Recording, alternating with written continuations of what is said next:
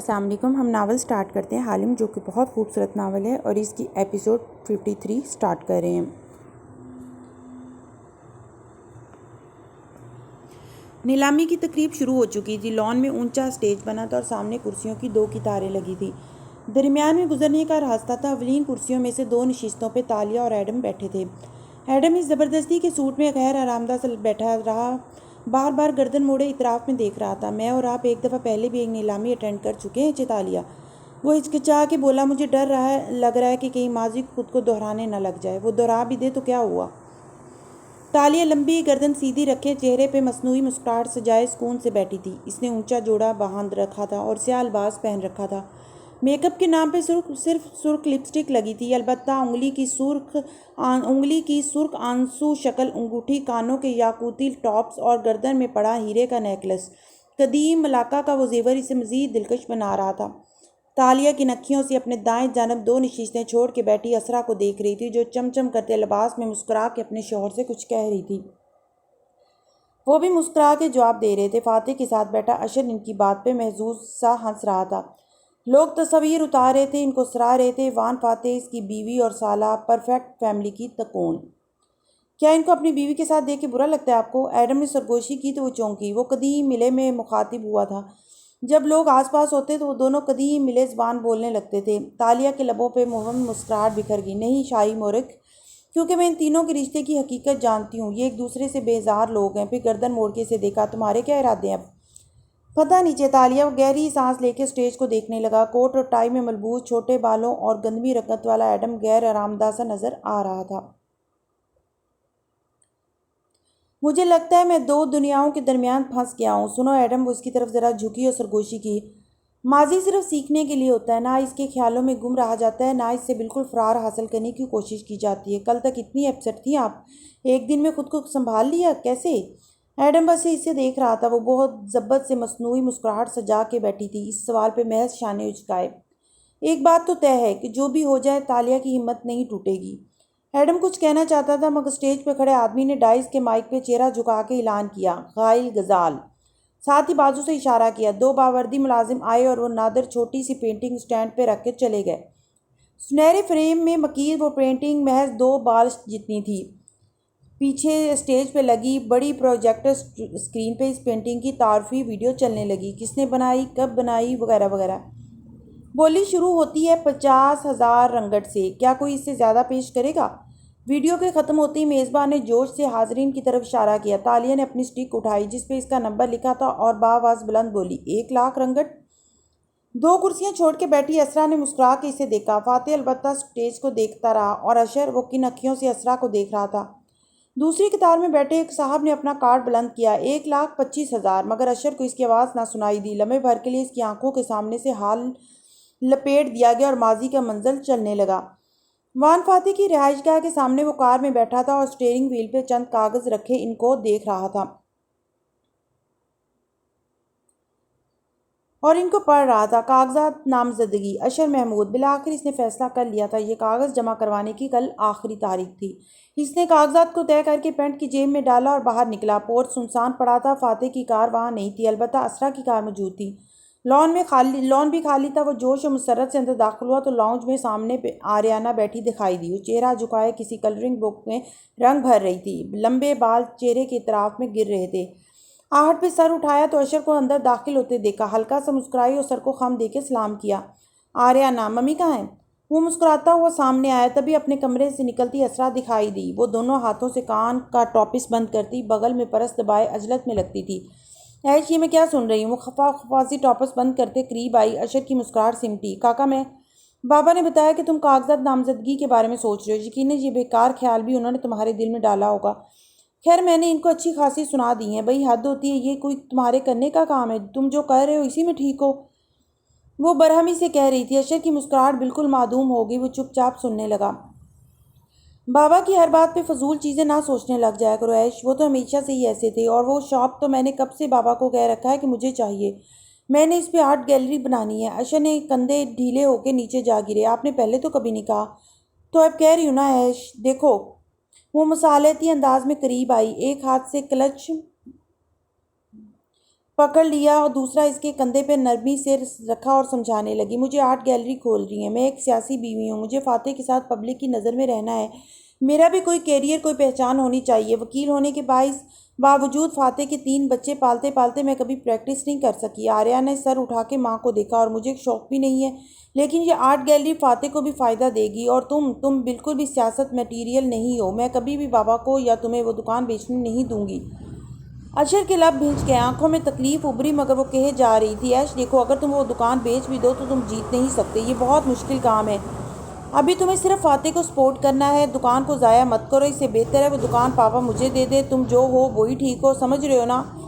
اشر نے دھیرے سے اس بات میں سر ہلا دیا۔ تھوڑی دیر بعد وہ کار میں بیٹھا تھا، کاغذات ہاتھ میں اٹھائے وہ ان کو آخری نظر دیکھ رہا تھا، پھر اس نے لب بھینچ لیا اور ان کو چاک کر دیا، 4 پھر 8 ٹکڑے کیے اور ان کو ڈیش بورڈ کے خانے میں ڈال کے ڈھکن بند کر دیا۔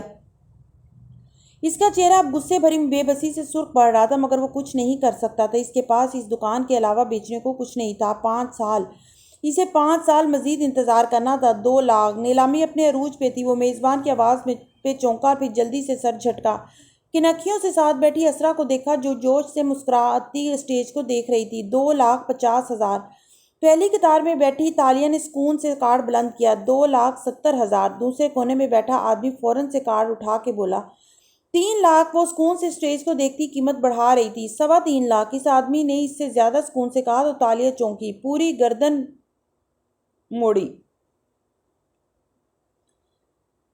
چہرے پہ ہلکی سی پریشانی نظر آئی۔ چیتالیہ آپ کو یہ ہر حال میں خریدنی ہے؟ ایڈم نے اضطراب سے سرگوشی کی۔ 3.25 لاکھ۔ 1، 3.25 لاکھ، 2۔ چیتالیہ کیا آپ رقم بڑھانا چاہیں گی؟ میزبان جوش سے پوچھ رہا تھا۔ تالیہ نے تھوک نگلا، پھر کارڈ اٹھایا۔ 3,50,000۔ 4 لاکھ۔ وہ آدمی سرعت سے بولا۔ پہلی قطار میں سب کی گردنیں تالیہ کی طرف گھومی، وہ سٹیج کو دیکھ رہی تھی، پھر اس نے ایک کھلی لٹ کان کے پیچھے اڑسی اور بولی 4,25,000۔ 4.5 لاکھ۔ وہ آدمی سے موقع نہیں دے رہا تھا۔ تالیہ نے گہری سانس بھری اور گردن پھیر کے اسرا کو دیکھا، وہ مسکرا کے اسے دیکھ رہی تھی۔ اسرا کے اس طرف بیٹھے فاتح بھی اسے دیکھ رہا تھا۔ تالیہ نے پھر سے کارڈ اٹھایا۔ 4.25 لاکھ۔ 6 لاکھ۔ اس آدمی نے ایک دم 6 لاکھ پہ چھلانگ لگائی تو تالیہ نے گہری سانس لے کے کارڈ گوڈ میں ڈال دیا۔ 6 لاکھ 1، 6 لاکھ 2۔ پرجوش میزبان تالیہ کو دیکھ کے پوچھ رہا تھا، اکسا رہا تھا، مگر اس کی نظریں جھکیں۔ چیتالیہ پلیز، ایڈم کہا، مگر وہ دبی دبی سرگوشی میں بولی، میرے پاس اس سے زیادہ پیسے نہیں ہیں ایڈم، 6 لاکھ فائنل۔ مبارک ہو مسز اسرا، گھائل غزال 6 لاکھ میں جناب جعفر غنی کو فروخت کی جاتی ہے۔ میزبان نے نعرہ لگایا تو لان میں بیٹھے تمام لوگ تالیاں بجانے لگے، سوائے ایڈم کے۔ جعفر صاحب کھڑے ہوئے، مسکرا کے مبارکباد وصول کی، پھر کنگھارے، مجھے یہ اعتراف کرنے دیں کہ میں اپنی جمع پونجی کا ایک حصہ اس پینٹنگ پہ لٹا رہا ہوں۔ حاضرین نے اس بات پہ بے اختیار کہکا لگایا تھا، لیکن وہ دوبارہ کنکھارے، میں اس کو خریدنے سے پہلے ایک دفعہ اس کو ٹیسٹ کروانا چاہوں گا۔ ایک دم سے تقریب میں سناٹا چھا گیا، بہت سی گردنیں اس کی طرف گھومی، خود اسرا پوری کی پوری گھوم گئی، ابرو بھینچ گئے۔ جعفر صاحب، یہ تمام پینٹنگز اصلی ہیں، میرے پاس ان کے کاغذات ہیں۔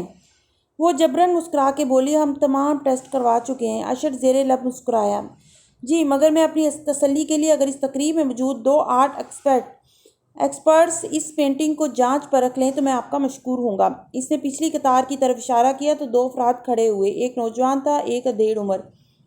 تنگو منیر صاحب۔ اسرا خوشگوار حیرت سے ان کو دیکھ کے جگہ سے اٹھی، پھر حاضرین کو دیکھا، یہ تنگو منیر اور اسماعیل صاحب ہیں، یونیورسٹی پروفیسر ہونے کے علاوہ یہ ہمارے قربا میں سے بھی ہیں۔ اگر یہ پینٹنگ کو جانچ پرکھ کے دیکھنا چاہیں تو مجھے کوئی اعتراض نہیں، پلیز آپ لوگ اوپر تشریف لے آئیں، وہ جوش سے کہہ رہی تھی۔ مگر اس ٹیسٹ کی کیا ضرورت ہے؟ تالیہ اونچا سا بولی تو سب مڑ مڑ کے اسے دیکھنے لگے۔ کیا مسز اسرا کی نیک نامی اس بات کا ثبوت نہیں ہے کہ یہ پینٹنگ اصلی ہے؟ اگر آپ مسز اسرا سے کچھ خریدنے آئے ہیں تو ان پہ اعتبار بھی کریں، وہ ناگواری سے کہہ رہی تھی۔ اسرا نے ہاتھ اٹھا کے نرمی سے اسے روکا، مجھے کوئی اعتراض نہیں ہے تالیہ، پلیز آپ لوگ پینٹنگ کو دیکھ لیں۔ وہ دونوں افراد اپنی جگہ سے اٹھے اور کرسیوں کے درمیان سے گزرتے اسٹیج تک آئے، پھر پینٹنگ کو سٹینڈ سے اتار کے میز پہ رکھا، اپنے آلات کا بیگ کھولا، اینکیں چڑھائیں۔ اسرا واپس اپنی جگہ پہ بیٹھ گئی اور فاتحانہ نظروں سے اسٹیج کو دیکھنے لگی۔ تبھی اشر نے سرگوشی کی، کاکا مجھے ڈر لگ رہا ہے، آپ کو ٹیسٹ کی اجازت نہیں دینی چاہیے تھی، مجھے عرب شہزادی کی بات پہ اعتبار ہے، وہ مجھے نقلی پینٹنگ کیوں عطیے میں دے گا؟ Don't worry. اسرا نے ناک سے مکھی اڑانے والے انداز میں اس کے خدشے کو رد کیا، ویسے بھی یہ دونوں ایکسپرٹ میرے پرانے جاننے والے ہیں، یہ کبھی جھوٹ نہیں بولیں گے۔ چیتالیہ کچھ کریں، ایڈم نے بے بسی سے اسے دیکھا، میں کیا کر سکتی ہوں؟ وہ تلخی سے بڑبڑائی۔ وان فاتح کو جنگل میں بتایا تھا میں نے کہ گھائل غزال نکلی ہے، ان کو وہ مشروب نہیں پینا چاہیے تھا، اب نتائج کے ذمہ دار وہ خود ہوں گے۔ دونوں افراد باری باری پینٹنگ کو جانچ رہے تھے، پرکھ رہے تھے، مختلف زاویوں سے جائزہ لے رہے تھے۔ پھر محمد صاحب نے سر اٹھایا، حاضرین کو سنجیدگی سے دیکھا۔ میری پیشہ ورانہ اور ماہرانہ رائے کے مطابق وہ سانس لینے کو رکے تو سب نے دم ساتھ لیا، یہ پینٹنگ اصلی ہے۔ پھر سوالیہ نگاہوں سے دوسرے ایکسپرٹ کو دیکھا، اس نے بھی اس بات میں سر ہلایا، جی پینٹنگ واقعی اصلی ہے، 100%۔ جہاں پورا لان تالیوں سے گونج اٹھا، وہاں اشر محمود کی ساری مسکراہٹیں غائب ہو گئیں۔ اس نے بے یقینی سے ایکسپرٹ کو دیکھا، پھر گردن موڑ کے جعفر صاحب کو جو اپنی جگہ پہ کھڑے ہکا بکا رہ گئے۔ رنگت ایسی پیلی پڑی گویا تو کاٹوں تو بدن میں لہو نہیں۔ جعفر صاحب، امید ہے آپ کی تسلی ہو گئی ہوگی۔ میزبان نے جوش سے اسے مخاطب کیا تو جعفر صاحب جبری مسکرائے اور جگہ پہ بیٹھے۔ آپ کے پاس رقم ادا کرنے کے لیے 3 دن ہے، اب ہم اگلے آئٹم کی طرف بڑھتے ہیں۔ نیلامی پھر سے شروع ہو گئی۔ ایسے میں اشر محمود بالکل گمسم ہو گیا تھا اور اسرا اس نے گردن ذرا نکال کے 2 کرسیاں چھوڑ کے بیٹھی تالیہ کو مسکرا کے دیکھا، اس کی آنکھوں میں نمی تھی۔ تالیہ نے بھی جواباً مسکرا کے سر کو خم دیا اور سامنے دیکھنے لگی۔ ایڈم ابرو بھینچے ان دونوں کے تاثرات دیکھ رہا تھا۔ اچھے تالیہ، کیا کیا ہے آپ نے؟ تالیہ نے مسکرا کے اس کی طرف چہرہ موڑا ہے۔ شاہی مورخ، تمہاری گہری نظریں اس وقت کہاں تھی جب بندھارا کی حسین بیٹی نیلامی سے پہلے اندر گئی تھی؟ بندھارا کی نکلی والی حسین بیٹی نے کہا تھا کہ وہ مسز اسرا سے سر درد کی دوا لینے جا رہی ہے، لیکن سیانے ٹھیک کہتے ہیں، چور چوری سے جائے، ہیرا پھیری اور کہانیاں گھڑنے سے نہ جائے۔ وہ جل بھن گیا تھا 1 گھنٹہ پہلے۔ فاتح اور اسرا ایک ساتھ چلتے لاؤنج میں آگے بڑھ رہے تھے کہ پیچھے سے آواز آئی، سر درد کی دوا ملے گی مسز اسرا؟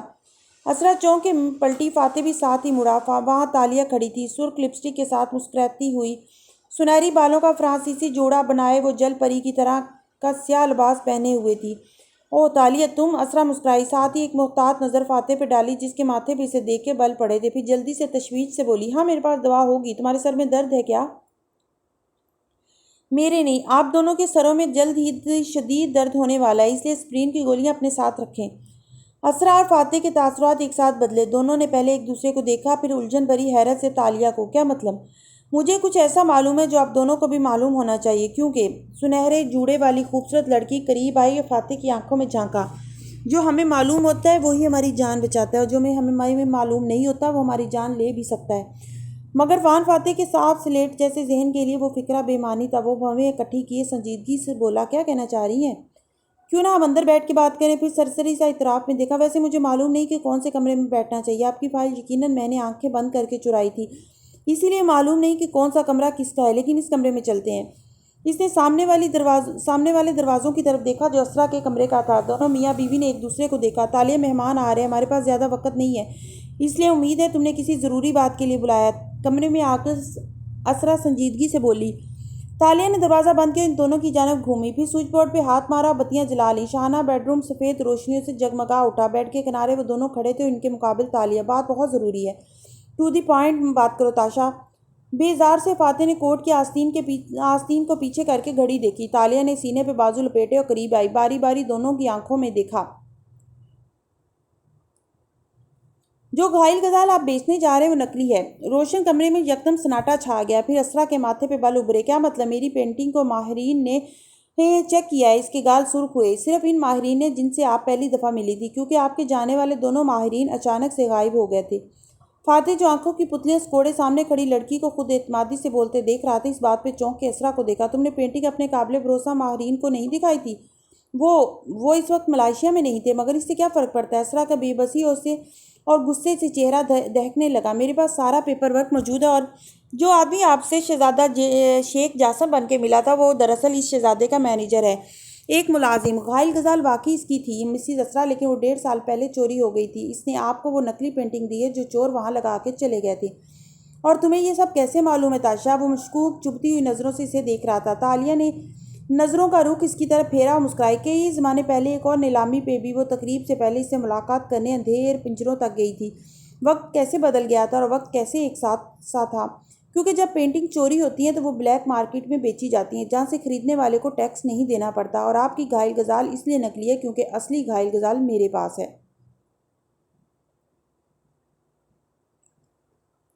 اس نے کوہنی پہ ٹنگے پرس کو دیکھا۔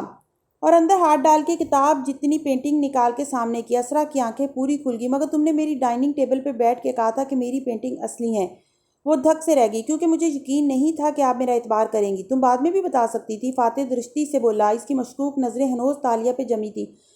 میں بتانے والی تھی مگر پھر آپ دونوں نے میرے اوپر فائل چوری کا الزام ڈال دیا۔ اگر میں اتنی بدنیت ہوتی فاتح صاحب تو آپ کو خاموشی سے یہ بیچنے دیتی۔ یہ نقلی پینٹنگ کسی نے غلطی سے آپ کو نہیں دی، اس کے پیچھے پوری پلاننگ ہے، اور جس نے یہ کیا ہے اس نے اپنا خریدار باہر بٹھا رکھا ہوگا جو اونچی بولی لگا کے سب سے کے سامنے پینٹنگ کو ٹیسٹ کروائے گا، اور نقلی نکلنے کی صورت میں آپ کی بدنامی ہوگی۔ مسز اسرا پہ پولیس رپورٹ درج ہوگی، یہ جیل جائیں گی اور آپ کی ہر بیچی گئی پینٹنگ کا آڈٹ شروع ہو جائے گا۔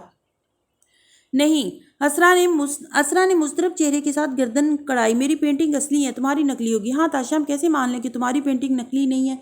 میں نے آپ کے ایک پرانے ماہر توع زہری صاحب کو بھی تقریب پہ بلوایا ہے۔ وہ اس وقت کیل میں نہیں تھے جب آپ نے اس پینٹنگ کو ٹیسٹ کروایا تھا، مگر فی الحال وہ یہی موجود ہے۔ آپ ان کو کال کریں، دونوں پینٹنگز دیکھ کے خود بتا دیں گے کہ کون سی اصلی ہے۔ وہ پر اعتماد تھی۔ داتن نے اس کا دیا کام بروقت کر دیا تھا۔ اسرا نے اسے گھورتے ہوئے کلچ کھولا، موبائل نکالا اور سنگین لہجے میں بولی، تم یہی رہو، میں ابھی آ رہی ہوں۔ وہ تیزی سے کمرے سے باہر نکل گئی۔ دروازہ کھلا رہ گیا۔ فاتح کی آنکھیں چھوٹی کر کے اس کو بغور دیکھا۔ سو تم بلیک مارکیٹ سے چیزیں خریدتی ہو؟ یہ جرم ہے، ٹیکس ایویشن۔ میں نے یہ تو نہیں کہا یہ پینٹنگ میں نے وہاں سے خریدی ہے۔ وہ سچ بول رہی تھی۔ ایک ہی بات ہے۔ خیر، اگر یہ شہزادے جاسم کے ہاں سے چوری ہو ہی گئی تھی تو اس نے پولیس میں رپورٹ کیوں نہیں کی؟ رپورٹ کر کے وہ کیا کرتے؟ یہ وہ پینٹنگ ہے جو اس نے خود بلیک مارکیٹ سے خریدی تھی اور اس پہ کبھی ٹیکس ادا نہیں کیا۔ اچھا، مان لیا کہ تمہاری پینٹنگ اصلی ہے اور تم میری بیوی کو ایک سکینڈل سے بچانے آئی ہو، مگر تمہیں اس سے کیا فائدہ؟ شاید آپ کو ہماری ملاقات کے آخر تک معلوم ہو جائے کہ میں پینٹر سے زیادہ بھی کچھ ہوں۔ اس نے مسکرا کے کندھے اچکائے۔ فاتح نے بے رخی سے سر جھٹکا اور ساتھ رکھی سنگھار میز کے کنارے پہ جا بیٹھا۔ وہ بیزار کے ساتھ مشکوک بھی لگ رہا تھا۔ تھوڑی دیر بعد اسرا اور ایک معمر صاحب اس کمرے میں موجود تھے اور اسرا کی گھائل غزال کا معائنہ کیا جا رہا تھا۔ اسرا کی رنگت زرد تھی اور وہ اضطراب سے انگلیاں مروڑ رہی تھی۔ دفتر توع صاحب نے سر اٹھایا اور سادگی سے اسرا کو دیکھا۔ یہ نقلی ہے۔ اسرا نے کرب سے آنکھیں میچیں۔ اب وہ صاحب بتا رہے تھے کہ کس طرح اس نقلی پینٹنگ کو غالباً کسی اوون میں بیک کر کے ایج کیا گیا تھا۔ پینٹ 1.5 سال پرانا تھا۔ اور یہ پینٹنگ، تالیہ نے بیگ سے نکال کے چھوٹی سی پینٹنگ سامنے کی تو اس نے اسے احتیاط سے تھاما، پھر اونچا کر کے دیکھا، پھر میز پہ رکھا اور اپنی ٹول کٹ کھول لی۔ اسرا بالکل خاموش کھڑی تھی، سینے پہ بازو لپیٹے وہ لب بھینچے انہیں دیکھ رہی تھی۔ یہ اصلی ہے، یہ 100% اصلی ہے، یہ دیکھیں۔ ماہرین نے پینٹنگ پہ جھکے جوش سے بتانا شروع کیا تو میز کے کونے پہ بیٹھا فاتح تیزی سے بولا، شکریہ توع صاحب۔ ماہر کی بولتی بند ہو گئی۔ اس نے گہری سانس لی اور چیزیں سمیٹنے لگا۔ اس کے جاتی ہی اسرا نے اپنی پینٹنگ اٹھائی، زخمی نظروں سے اسے دیکھا۔ اب یہ پینٹنگ نیلامی میں نہیں جائے گی۔ اس نے پینٹنگ کو زور سے ردی کی ٹوکری میں پھینکا۔ چھناکے کی آواز آئی، شیشہ چکنا چور ہو گیا۔ اس طرح تو آپ کو کبھی معلوم نہیں ہو سکے گا کہ یہ سب آپ کے ساتھ کس نے کیا ہے۔ اسرا نے بھیگی آنکھیں اٹھا کے اسے دیکھا۔ میں نقلی پینٹنگ کو کیسے نیلامی پہ لگا سکتی ہوں؟ تالیہ نے میز پہ رکھی اصلی پینٹنگ 2 انگلیوں سے اس کی طرف دھکیلی۔ آپ اس پینٹنگ کو نیلامی پہ لگا دیں، میں اس کی بولی لگاؤں گی۔ تم اپنی پینٹنگ خریدو گی؟ نہیں، آپ پہلے اس لڑکی کو بولی لگانے سے منع کریں گی جو غالباً کوئی عام سی ورکر ہے، اور آپ نے اسے اچھا لباس اور زیور پہنا کے بعد معزز مہمانوں میں بٹھا رکھا ہے تاکہ وہ میرے مقابلے میں بولی لگائے اور قیمت بڑھائے۔ فاتح کے کندھے سیدھے ہوئے۔ اس نے چونک کے اسرا کو دیکھا۔ اسرا کی پلکوں پہ لرزش ہوئی۔ اس نے تھوک نگلی، اتنی حیران مت ہو فاتح صاحب، نیلامیوں میں اتنا تو چلتا ہے، اگر یہ معلوم ہو کہ کوئی امیر زادی ہر قیمت پہ نیلامی جیتنا چاہتی ہے تو اپنا بندہ بٹھایا جاتا ہے تاکہ وہ قیمت بڑھاتا جائے۔ شاید آپ نے بھی کبھی کوئی نیلامی اٹینڈ کی ہو مگر آپ کو یاد نہ ہو۔ سرسری سا کہہ کے اسرا کی طرف متوجہ ہوئی۔ جس نے بھی یہ کیا ہے اس کا خریدار بھی وہاں بیٹھا ہوگا۔ میں صرف قیمت بڑھاؤں گی اور وہ مجھ پہ سبقت لے جائے گا کیونکہ اس کو معلوم ہوگا کہ پینٹنگ نقلی ہے اور اسے قیمت ادا نہیں کرنی، لیکن اگر پینٹنگ اصلی نکل آئی تو قانوناً اس کو لازماً قیمت ادا کرنی ہوگی۔ نہ صرف آپ کو مالی فائدہ ہوگا بلکہ اس خریدار کے ذریعے آپ اصل سازشی شخص کو ٹریس بھی کر سکتی ہیں۔ اسرا بے بس سی بیڈ کے کونے پہ جا بیٹھی اور دونوں ہاتھوں میں سر گرا دیے۔ اس کا دماغ معاف ہو رہا تھا۔ اور تم مفت میں ہمیں اتنی قیمتی پینٹنگ دے دو گی؟ فاتح غور سے اس کی آنکھوں میں دیکھتا کھڑا ہوا اور سامنے آیا۔ اب وہ دونوں مد مقابل کھڑے تھے۔ تالیہ جتانے والے انداز میں بولی، مفت میں تو صرف 15ویں صدی کے چائے خانوں میں غلاموں کے لیے کھانا ملا کرتا تھا فاتح صاحب۔ 2016 میں مفت میں کچھ نہیں ملتا۔ سر پکڑے بیٹھی اسرا نے بے یقینی سے تالیہ کو دیکھا۔ یعنی تمہیں کچھ چاہیے کیا؟ نیلامی والی رقم؟ نہیں، تاشا کو میرا گھر چاہیے۔ وہ اس کے چہرے کو بغور پڑ رہا تھا۔ تالیہ کھلے دل سے مسکرائی۔ آپ کا گھر اس پینٹنگ سے کافی مہنگا ہے، اس لیے آپ اسے مجھے نہ بیچیں، صرف کرائے پہ دے دیں۔ کرائے پہ؟ فاتح نے تعجب سے ابرو اچکائے. تم اس کا کیا کرو گی؟ مجھے اس گھر میں بیٹھ کے ایک پینٹنگ بنانی ہے. آپ ایک ماہ کے لیے اسے مجھے کرائے پہ دے دیں، اور اگر درمیان میں آپ اسے بیچنا بھی چاہیں تو میں وہ خالی کر دوں گی. بھلے آپ اسے اگلے ہفتے ہی بیچ دیں، اور جب تک وہ گھر نہ بیچو تم اسے استعمال کرتی رہو گی. جی. آج 20 جولائی ہے. اس کی آنکھوں میں جھانکا. اس کو وہ تاریخ یاد نہ تھی. 20 اگست کو میں اسے خالی کر دوں گی. اگر میں آپ کی جگہ ہوتی تو ہاں کرنے میں دیر نہ لگاتی. فاتح صاحب تم میری جگہ پہ نہیں ہو. وہ درستی سے بولا تو تالیہ نے شانے اچکا دیے. گھائل غزال آپ کی میز پر ہے. میں اب باہر جا رہی ہوں. اگر آپ نے اسے نیلامی پہ لگا دیا تو پارٹی کے اختتام پہ آپ گھر کی چابی میرے حوالے کر دیں گے، اور اگر میں ایسا نہ کروں تو فاتح ماتھے پہ بل ڈالے پوچھ رہا تھا. تو نہ کریں. ویسے بھی یہ پینٹنگ میں نے آپ کو نہیں دی، مسز اسرا کو دی. اسے میری طرف سے اس نیلامی کے لیے عطیہ سمجھ کے قبول کر لیں، جیسے عرب شہزادے سے قبول کی تھی. اسی کے لہجے میں الفاظ لٹا کے وہ مڑی اور باہر نکل گئی. اس کے جاتے ہی اسرا تیزی سے کھڑی ہوئی. اس کے چہرے پہ بےحد پریشانی تھی. فاتح اس نے جلدی سے فاتح کے دونوں ہاتھ تھامے اور اس کے سامنے آ کھڑی ہوئی. آنکھوں میں آنسو تھے. اگر میں نے اپنی نیلامی سے پینٹنگ ہٹائی تو بہت بدنامی ہوگی. پلیز فاتح گھر اس کو دے دو. وہ کریزی سی سوشلائٹ ہے، وہ اسی پہ خوش ہو جائے گی. تم اس لڑکی کے ساتھ کوئی سودا کیسے کر سکتے ہو جس نے میری فائل چرائی تھی؟ کیا پتہ اس نے نہ چرائی ہو، اور وہ الگ بات ہے. وہ جلدی سے بولی. فاتح نے جھنجھلاہٹ سے سر جھٹکا. مجھے اس گھر کو بیچنا ہے اسرا. وہ ایک ماہ میں گھر خالی کر دے گی. فاتح اس کی بات کا اعتبار کرو. اس نے ہمیں اسکینڈل سے بچایا. یا اللہ ہم تباہ ہو سکتے تھے. اس نے نم پیشانی کو چھوا. وہ اندر تک ہل گئی. ٹھیک ہے میں اسے گھر دے دیتا ہوں، لیکن آج کے بعد تم کبھی بھی امریکہ جانے کی بات نہیں کرو گی. سنا تم نے؟ اسرا کچھ کہنے لگی پھر سر ہلا دیا. جو تم کہو. بس ابھی مجھے اس سچویشن سے نکالو. جمعے کو میں کاغذات نامزدگی جمع کروا رہا ہوں اسرا، اور تم مجھے نہیں روکو گی. Is that clear? تم بھی تالیہ کی طرح موقع کا فائدہ اٹھا رہے ہو. واقعی مفت میں کچھ نہیں ملتا، لیکن خیر. اسرا نے ٹھنڈی سانس بھری. مجھے ہر شرط منظور ہے. اسرا تم راضی نہ ہو تب بھی میں نے یہی کرنا ہے. اگر پینٹنگ نہ رکھی تو خواہ باتیں بنے گی اور ہم یہ نہیں جان سکیں گے یہ حرکت کس کی ہے. دیکھو اسرا، وہ چہرے پہ نرمی لائے اس کے ہاتھ تھامے سمجھانے لگا. تم کسی کو بھی پینٹنگ کے بدلے جانے کا نہیں بتاؤ گی. یہ جس نے بھی کیا ہے وہ پینٹنگ کے اصلی نکلنے پہ حیران ہوگا اور کسی طریقے سے تم سے اگلوانے کی کوشش کرے گا. وہ یقیناً کوئی قریبی دوست وغیرہ بھی ہو سکتا ہے. اوکے پھر. وہ اس کی بات سمجھ رہی تھی. تم غور کرنا کہ نیلامی کے بعد تم سے کون آ کے غیر ضروری سوالات پوچھتا ہے. کوئی پوچھے گا اسرا، کوئی ضرور پوچھے گا. وہ اسے غور سے دھیرے دھیرے سمجھا رہا تھا اور اسرا سمجھتے ہوئے سر ہلا رہی تھی. آپ نے سر درد کی دوا لینے کے بہانے جا کے ان کو سب بتا دیا. میں سمجھا آپ کے سر میں واقعی درد ہے اور آپ اندر تھوڑی دیر آرام کرنے گئی ہیں. تقریب میں واپس آؤ تو اسٹیج پہ نیلامی جاری تھی اور پہلی قطار میں بیٹھا ایڈم دانت پیستے ہوئے اس سے کہہ رہا تھا. مجھے اپنا پلان بتا بھی سکتی تھی، لیکن نہیں، آپ ابھی تک خود کو شہزادی سمجھتی ہو، مجھے غلام اور بگوڑا فوجی بھی. اسٹیج کو دیکھتی تالیہ نے تصحیح کی. مگر آپ نے ان کو اشر کے بارے میں کیوں نہیں بتایا کہ یہ سب اسی کی سازش تھی؟ ایڈم نے تالیوں کی گونج کے دوران سرگوشی کی. تالیہ نے آنکھیں گھما کے اسے گھورا. اگر وہ اپنے دوست و دشمن میں خود تفریق نہیں کر سکتے تو وہ اس قابل نہیں کہ ان کی مدد کی جائے. ایڈم نے جواباً پتلیاں سکوڑ کے اسے گھورا. تاریخ گواہ ہے کہ اب مجھے ہمیشہ اندھیرے میں ہی رکھتی، اس لیے اس کے پیچھے بھی کوئی اور وجہ ہوگی. اور منہ بنا کے چہرہ سیدھا کر لیا. تقریب ختم ہوئی تو اندھیرا چھا گیا. لان میں نصب کمکمے جلا دیے گئے تو سارے میں روشنی پھیل گئی. بوفے ٹیبلز پہ کھانا چن دیا گیا اور مہمان اب ٹہلتے ہوئے کھانا لینے میں مصروف تھے.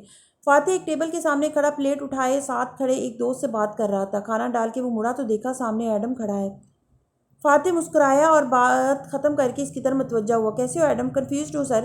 سوچا آپ سے ایک مشورہ مانگ لوں. وہ متان سے کہنے لگا. پوچھو. فاتح سلاد کے پتے کو کانٹے میں پھنسا رہا تھا. ایڈم کی نظریں سبز پتے پہ جھکی تو اسے گھوڑے کو چارہ کھلاتے ہوئے اس کو سیلف اسٹیم پہ لیکچر دیتا فاتح یاد آیا. ماضی ہر قدم پہ ایسے کیوں یاد آتا ہے؟ بھول کیوں نہیں جاتا جیسے فاتح کو بھول گیا تھا؟ ایک کام ہے جو میں کرنا جانتا ہوں اور مجھے اسی سے متعلق جاب ملے گی، مگر ایک کام ہے جو میں کرنا چاہتا ہوں، مگر اس کام میں نوکری تلاش کرنا ناممکن سا لگتا ہے. کرنا کیا جانتے ہو اور کرنا کیا چاہتے ہو؟ وہ اب پلیٹ پہ چہرہ جھکائے چاولوں کو سلاد میں مکس کر رہا تھا. گارڈ بن سکتا ہوں بس، مگر مجھے لکھنے کا شوق ہے. وہ جھینپ کے بولا. شرمندگی سے محسوس ہوئی. فاتح نے چاولوں کا چمچ منہ میں رکھا. چند لمحے خاموشی سے ان کو چبایا. گارڈ کا کام کیا ہوتا ہے ایڈم؟ اپنے مالک کی حفاظت کرنا. مگر کس طرح؟ ہاتھ سے پستول تو وہ خطرے کی صورت میں نکالتا ہے. اس سے پہلے وہ سارا وقت کیا کرتا ہے؟ ایڈم نے لمحے بھر کے لیے سوچا. وہ ماحول پہ گہری نظر رکھتا ہے اور اپنے مشاہدے سے ہر غیر معمولی بات کو نوٹس کرتا ہے. اور لکھنے والے کیا کرتے ہیں؟ وہ ایڈم اٹکا. وہ اپنے ماحول پہ گہری نظر رکھتے ہیں اور اپنے مشاہدے سے ہر غیر معمولی بات کو نوٹس کرتے ہیں. الفاظ ادا کرتے جیسے وہ گمسم ہو گیا تھا. مل گیا جواب؟ فاتح مسکرا کے پلٹنے لگا. پھر وہ واپس مڑا اور اسے غور سے دیکھا. مجھے یاد پڑتا ہے تمہارے پاس پستول بھی ہوتا تھا، مگر تم نے اس دن ان لڑکوں پہ پستول نہیں اٹھایا. کیا تم واقعی اچھے گارڈ ہو؟ ایڈم چونکا، پھر ہونکوں کی طرح اس کی شکل دیکھی۔ کون سے لڑکے؟ اس رات ملاقہ میں جن چور لڑکوں نے ہمیں روکا تھا اور مجھے زخمی کیا تھا۔ کیوں، تمہیں یاد نہیں؟ تم اس وقت میرے ساتھ تھے۔ ایڈم وہ غور سے ایڈم کے تاثرات کو دیکھ رہا تھا۔ اسے یاد نہیں تھا، مگر ایڈم کو یاد ہونا چاہیے تھا۔ کیا واقعی وہی سب ہوا تھا جو اس نے پولیس کو ویڈیو میں بتایا تھا، یا کچھ اور ہوا تھا؟ فاتح کے اندر جو 4 دن سے کھٹک رہا تھا وہ اب زور زور سے کھٹکنے لگا تھا۔ مجھے یاد ہے سر، ایڈم اٹک اٹک کے بولا، اور میں نے پستول نکالا تھا، مگر آپ نے مجھے منع کیا تھا کہ میں گولی نہ چلاؤں۔ وہ سچ کہہ رہا تھا۔ ذہن میں ایک جنگل کا منظر گھوم رہا تھا جب قدیم علاقہ میں وہ غیر مانوس زبان بولنے والے لوگ ان کے گرد گھیرا ڈالے کھڑے تھے۔ اس نے پستول نکالا تھا، مگر فاتح نے اس کو ہتھیار ڈالنے کا کہہ دیا تھا۔